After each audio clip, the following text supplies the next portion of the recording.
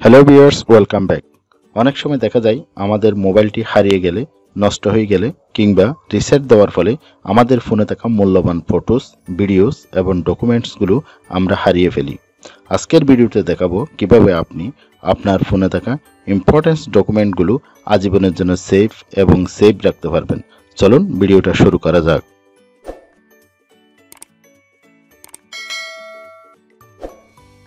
Viewers, আপনি যদি আপনার ফটোস, ভিডিওস এবং ডকুমেন্টস যদি আপনি সংরক্ষণ করে রাখতে চান, তাহলে অ্যাট ফার্স্ট আপনাকে আসতে হবে গুগল ড্রাইভে। প্রায় প্রতিটি অ্যান্ড্রয়েড সেটের মধ্যে গুগল নামক একটি ফোল্ডার দেওয়া থাকে। এই গুগল ফোল্ডারে যদি আপনি ক্লিক করেন, তাহলে আপনি দেখতে পাবেন ড্রাইভ নামক একটি সফটওয়্যার। যদি এই সফটওয়্যারটি এই গুগল ফোল্ডারে যদি না থাকে, সেক্ষেত্রে আপনাকে আসতে হবে প্লে স্টোরে এসে আপনি সার্চ করবেন গুগল ড্রাইভ লিখে। গুগল ড্রাইভ এরকম একটি ইন্টারফেস পাবেন গুগল ড্রাইভের। এই সফটওয়্যারটি যদি এখানে ওপেন দেখেন, তাহলে আপনাকে বুঝতে হবে এই সফটওয়্যারটি আপনার সেটের মধ্যে ইনস্টল করা আছে, হয়তো কোথাও হাইড হয়ে আছে, এটা আপনাকে খুঁজে বের করতে হবে। আর এখানে ওপেনে ক্লিক করেও আপনি সরাসরি যেতে পারবেন। আর যদি ইনস্টল করা না থাকে, সেক্ষেত্রে ইনস্টল লেখা থাকবে, আপনাকে এটা ইনস্টল করে নিতে হবে। আমি এখান থেকে দেখিয়ে দিচ্ছি, এই যে গুগল ড্রাইভ। ভিউয়ার্স, আপনি যদি আমাদের চ্যানেলের নতুন দর্শক হয়ে থাকেন, তাহলে চ্যানেলটি সাবস্ক্রাইব করে পাশে থাকা বেল আইকনে ক্লিক করে রাখবেন, যাতে আমাদের পরবর্তী ভিডিওর নোটিফিকেশন আপনি সবার আগে পেয়ে যেতে পারেন। এবং আমাদের এই চ্যানেলে mobile related tips and tricks এবং আর্নিং রিলেটেড প্রচুর ভিডিও প্লেলিস্ট করে দেওয়া আছে, আপনি সেগুলো দেখে আসতে পারেন। এরপর এই যে ড্রাইভ অপশনটি দেখতে পাচ্ছেন, এখানেই মূলত আমাদের ফটোস, ভিডিওস এবং ডকুমেন্টসগুলো এখানে সংরক্ষণ করতে হবে। এই যে ড্রাইভে ক্লিক করলাম।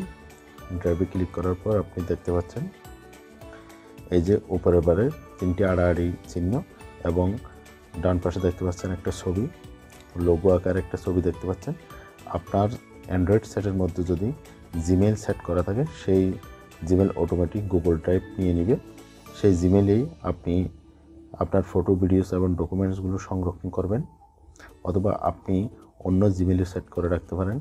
যেমন এখানে আমার অনেকগুলো জিমেল সেট করা আছে, আমি যে কোনো একটাতেই এখানে সেট করতে পারবো। আমি এইটাতে সেট করতেছি, এই জিমেলেই। এখানে দেখতে পাচ্ছেন তিনটে আড়াআড়ি চিহ্ন, এই আড়াআড়ি চিহ্নতে যদি আপনি ক্লিক করেন, এখানে দেখতে পাবেন রিসেন্ট, অফলাইন, বিং, অর্থাৎ এখানে যেগুলো ডিলিট করছেন সেগুলো, ব্যাকআপ ফাইল, সেটিংস এবং স্টোরেজ। এখানে 15 GB পর্যন্ত আপনি ডকুমেন্টস রাখতে পারবেন। এবং সেটিংয়ে যদি আপনি ক্লিক করেন, সেটিংয়ে ক্লিক করলে আপনি দেখতে পাবেন এখানে transfer file only over wifi. আপনি যদি অনলি ওয়াইফাই ইউজ করেন, সেক্ষেত্রে আপনি যদি এটা অন করে রাখেন, তাহলে ওয়াইফাই যদি আপনার কানেকশন থাকে, সেক্ষেত্রে আপনার ডকুমেন্টসগুলো আপনি সেভ করতে পারবেন। আর যদি ওয়াইফাই না থাকে, সেক্ষেত্রে আপনার ডকুমেন্টসগুলো সেভ হবে না। যদি আপনি মোবাইল ইউজার হন, তাহলে এটা অফ রাখতে হবে। এই যে আমি যদি এটা অন করে দিই, তাহলে শুধুমাত্র ওয়াইফাইতেই ডেটাগুলো সেভ হবে। আপনি যখন গুগল ড্রাইভ ইউজ করবেন, সেক্ষেত্রে আপনাকে মোবাইল ডাটা অথবা ওয়াইফাই ইউজ করতে হবে। এখন দেখাবো কিভাবে আপনি ফটোস, ভিডিওস এবং ডকুমেন্টসগুলো সেভ করবেন। এই যে এখানে একটা প্লাস চিহ্ন দেখতে পাচ্ছেন, এই প্লাস চিহ্নতে ক্লিক করবেন। প্লাস চিহ্নতে ক্লিক করার পর folder, upload, scan, Google Docs, Google Sheet, Google Slides, এই যে 6টি অপশন দেখতে পাচ্ছেন। আপনার এখান থেকে আপলোডে ক্লিক করে ছবিগুলো এখানে আপলোড করতে হবে। আর ছবি, ভিডিও এবং ডকুমেন্টসগুলো আপলোডে ক্লিক করে আপনি এখানে আপলোড করতে পারবেন। তবে সেই ক্ষেত্রে একটা সমস্যা হবে, আপনি যখন প্রয়োজনের সময় আপনার ডকুমেন্টসগুলো খুঁজবেন, তখন আপনি সহজে এগুলো খুঁজে বের করতে পারবেন না, কারণ এলোমেলোভাবে আপনি সেগুলোকে আপলোড করেছেন। সেক্ষেত্রে আপনি যদি ফোল্ডার আকারে সেটিং করে রাখেন, আপনি যখন যেটা আপনার প্রয়োজন মুহূর্তে খুঁজবেন, সেক্ষেত্রে আপনি সেটা খুঁজে বের করে ফেলতে পারবেন খুব অল্প সময়ের মধ্যে। এই জন্য আমরা ফোল্ডারে ক্লিক করব। ফোল্ডারে ক্লিক করে এই যে একটা ফোল্ডার পেয়ে গেছি। এখানে আমি একটা এক্সাম্পল স্বরূপ একটা ফোল্ডার নেম দিয়ে দিচ্ছি, ইম্পর্টেন্ট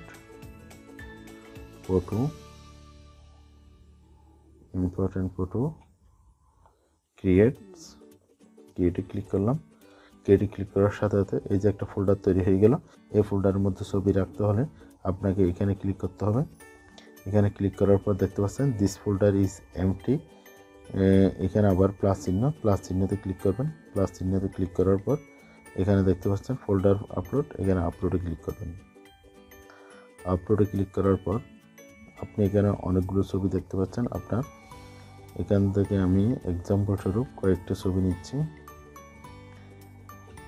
এই যে এটা চেপে ধরবেন, চেপে ধরলে মার্ক হয়ে যাবে 2টা ছবি। এই যে 3টা ছবি, এই 3টা ছবি আমি নিলাম। সিলেক্ট করবেন, সিলেক্ট করলাম।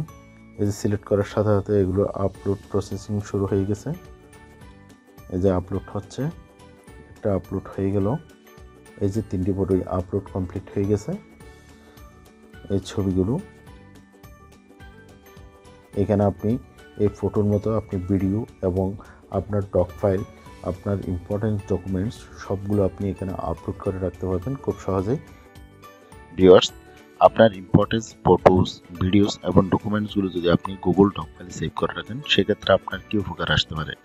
আপনি যে জিমেইল দিয়ে এই আপনার ডকুমেন্টসগুলো সেভ করে রেখেছিলেন, সেই ডকুমেন্টসগুলো যদি আপনি খুঁজে পেতে চান পরবর্তীতে আপনার প্রয়োজনীয় মুহূর্তে, তখন আপনি কোনো মোবাইল অথবা পিসি থেকে ওই জিমেইল দিয়ে যদি আপনি লগ ইন করেন, তখন আপনি হুবহু আগের মতোই আপনি যেভাবে সেভ করে রেখেছিলেন সেভাবেই আপনার গুরুত্বপূর্ণ ডকুমেন্টসগুলো আপনার হাতের নাগালেই খুব সহজেই পেয়ে যাবেন মুহূর্তের মধ্যে।